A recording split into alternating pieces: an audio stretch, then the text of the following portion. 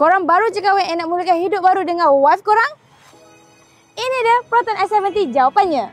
Video sebelum ni kita dah uji Proton S70 dengan Honda City and sekarang kita akan uji pula Proton S70 versus Toyota Vios. Kalau mana dengan Toyota Vios, buat tu cornering berasa lebih stabil and yakin sebab badan S70 ni dia lebih besar and lebih lebar daripada Toyota Vios. Jadi bila masuk cornering tu rasa smooth je and also rasa melekat dekat jalan. Suspensi juga sama dengan Proton S70 iaitu menggunakan McPherson Stride dan juga Torsion B. Walaupun Toyota Vios rasa lebih ringan, tapi bila pemandu hilang kawalan, kita mudah untuk kawal semula. Jadi bila corner pendek atau kelajuan rendah, dia rasa lebih lincah. Tapi bila seleko panjang atau laju sikit, boleh nampak sedikit pergerakan pada badan kereta sebab suspensi dia lebih lembut. Jadi kalau nak rasa cornering yang lebih solid dan yakin, S70 ada kelebihan tu. Tapi kalau suka gaya pemanduan ringan dan mudah dikawal, Vios masih seronok dibawa. Dalam ujian emergency lane changing pula, Proton S70 sekali lagi nampak lebih stabil. Bila tukar lorong secara mengejut, kereta kekal dalam kawalan.